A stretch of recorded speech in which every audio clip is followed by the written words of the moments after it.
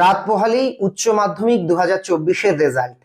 তাই দুশ্চিন্তায় নয়, প্রত্যাশায় কাটুক আজকের এই রাত। কাল কখন রেজাল্ট, কবে মার্কশিট হাতে পাবে, কোন ওয়েবসাইটে দেখতে পাবে, সবকিছু বলবো।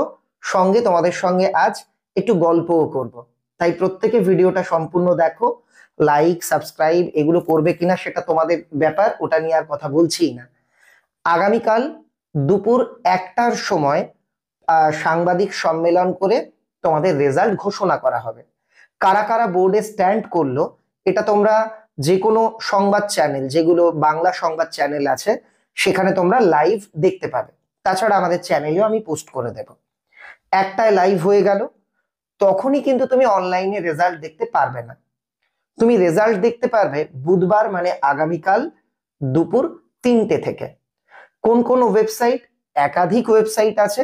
আমি স্ক্রিনের ওপর বোর্ডের তরফ থেকে যে নোটিশ জারি করা হয়েছিল সেই নোটিশে থাকা ওয়েবসাইটের স্ক্রিনশটটা দিয়ে দিলাম। এর মধ্যে থেকে যে ওয়েবসাইটটা তোমাদের সুবিধাজনক বলে মনে হবে সেখানে গিয়ে বেলা 3টের পর তুমি রেজাল্ট চেক করবে। একটা সমস্যা কিন্তু হতে পারে 3টে থেকে।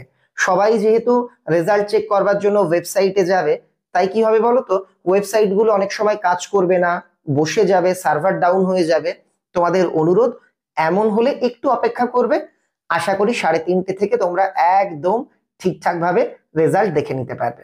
আর একটা কথা, কার কেমন রেজাল্ট হলো, কারা ভালো রেজাল্ট করলে, কারা বাংলাতে 100 পেলে, কারা স্ট্যান্ড করলে, কিংবা কারা খুব খেটে হয়তো ভেবেছিলে পাসই করবে না কিন্তু পাস করলে, বা ভালো নাম্বার পেলে, আমাদের বই পড়ে কতটা উপকার হলো, তোমার ফিডব্যাক কাল তুমি আমাকে আমাদের বিশেষ এই হোয়াটসঅ্যাপ হেল্পলাইনে পাঠিয়ে দিও।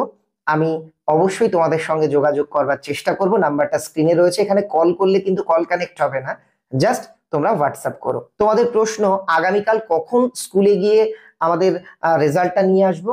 দেখো, আগামীকাল রেজাল্ট দেওয়া হচ্ছে না, রেজাল্টটা শুধুমাত্র অনলাইনে প্রকাশ হচ্ছে। হাতে মার্কশিট পেতে গেলে তোমাকে অপেক্ষা করতে হবে আরো 1-2 দিন। আগামী 10 তারিখ, 10 তারিখ তুমি স্কুলে যাবে। স্কুলে গিয়ে স্কুল থেকে তোমার মার্কশিট কালেক্ট করে নিতে পারবে। কখন স্কুলে যাবে? মোটামুটি দুপুর নাগাদ, 1টা-1:30টা নাগাদ স্কুলে যেও, সেখান থেকে তোমার মার্কশিট কালেক্ট করে নেবে। আর একটা কথা না বললেই নয়, তা হলো যাদের রেজাল্ট ভালো হবে, আশানুরূপ হবে, তারা অবশ্যই অভিনন্দন পাওয়ার যোগ্য। কিন্তু যাদের রেজাল্ট কোনো কারণে খারাপ হয়ে যাবে, একদম ভেঙে পড়বে না। উচ্চ মাধ্যমিক পরীক্ষা নিঃসন্দেহে একটা গুরুত্বপূর্ণ পরীক্ষা, কিন্তু এটাই জীবনের শেষ পরীক্ষা নয়। তাই রেজাল্ট ভালো হোক বা মন্দ হোক, সেটা নিয়ে দুশ্চিন্তা করাটা বন্ধ করো। আজকের রাতটা রিল্যাক্স করো, ভালো হবেই।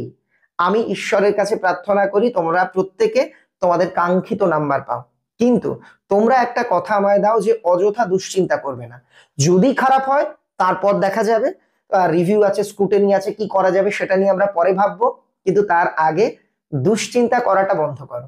জানো তো, ওই একটা কথা আছে, প্রচলিত কথা, মানুষ চিতায় মরে একবার, চিন্তায় মরে বারবার। তাই চিন্তাটা, বলা ভালো দুশ্চিন্তাটা আমাদের দূর করতে হবে। তাহলে এটুকুই বলতে পারি, কোনো টেনশন নয়, রিল্যাক্স থাকো, গান শোনো, যেটা করতে ভালো লাগে সেটা করো, গল্পের বই পড়ো, যা ইচ্ছে করো। আর আগামীকাল রেজাল্টের জন্য প্রতীক্ষার প্রহর গোনো। আগামীকালকে তোমাদের সঙ্গে অনেক কথা হবে, গল্প হবে। যাদের পরীক্ষা কোনো কারণে খারাপ হয়েছে, আমি তোমাদের আশ্বস্ত করছি, দেখো কাল রেজাল্ট কিন্তু তোমাদের খুব যে খারাপ হবে এমন নয়। তোমরা যারা মোটামুটি পরীক্ষা দিয়েছো বা কিছুটা লিখে আসতে পেরেছো, প্রত্যেকেই সম্মানের সঙ্গে কিন্তু উত্তীর্ণ হতে পারবে। যদি ব্যতিক্রমী ভাবে সত্যিই কেউ 1-2 জন আটকে যাও, তাতেও ভেঙে পড়ার কিছু নেই।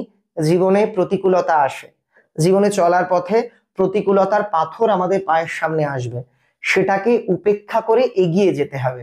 এগিয়ে চলাটাই জীবন, থেমে যাওয়াটা নয়।